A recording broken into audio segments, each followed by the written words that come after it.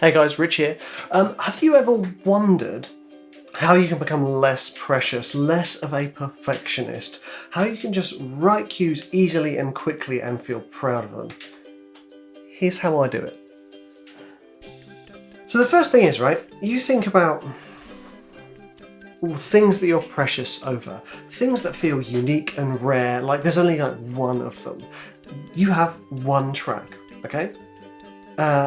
And that one track, you feel very precious of. It's not precious. But then that's the problem. You have one track, it's all of your eggs in one basket. What happens if you have 2, 3, 4, 5, 6, 7, 8 tracks? That is the key, and that is how I do it. So it's kind of as simple as that, but I mean, if we just dive into that a little bit, you've got this one precious. So you get all worried about all the mistakes, you get worried that you're going to ruin it. Whereas if you have 10 sketches on the go at the same time, then you stop worrying so much about something being off in one track. So for instance, I know a big concern for anyone working for a publisher or for a client is that they're not going to like it.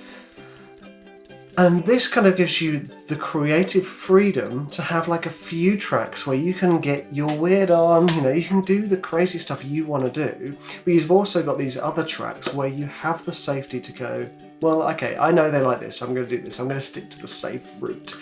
It's kind of like hedging your bets. And also it's kind of like you're doing this one of your 10 tracks and you go, I really wish I could have done this. And you go, I can do that on one of the other tracks. I mean, it's so simple. It's such a simple thing. And this applies across the board to any creative act. Having multiple ideas going gives you that creative freedom and creative room to not be overly precious about your work and not be a air quotes perfectionist about it. Luckily, I don't suffer from that. Often I release stuff and I go, oops, there was a mistake there, which, I wouldn't say I'm particularly proud of, but at the end of the day, it doesn't really matter. It's kind of like that old saying, it's not like any old saying, don't know where I'm going with that. It's kind of like, if the idea is glowing, if the idea has the right energy, sometimes it doesn't matter how polished it is. And that's the thing. Sometimes you can, if you've got your one precious egg, you spend months polishing it and you forget what is actually important about the track you're doing. And sometimes you realise you've spent a week working on a track that you don't actually think is that great. So it's really interesting. And that's the way I love to write and I love to work. And this goes across the board with any creative output of mine, is having lots of things going at the same time so that I can test all different ideas at the same time and see what happens to them. Because what happens if you've got 10 tracks going at the same time and I take them all to a certain point and I go, oh, actually, one of them isn't very good. It doesn't matter.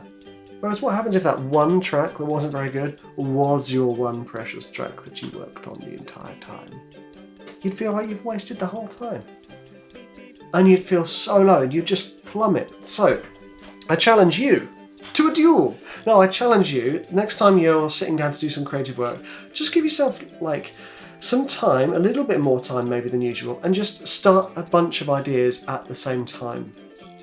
Now this might be a new challenge for you because then you might be like, well, now I've got too many things going on at the same time. You need to kind of gauge where your sweet spot is. It might be 3 tracks, it might be 4 tracks, it might be 50 tracks, you don't know. Just try it and see how that develops, and if that helps you in the creative process of writing and being less precious and less of a perfectionist and just actually focusing on the generation of ideas and letting those ideas flow through you and flow out into the world so that you can gift us with your creative awesomeness.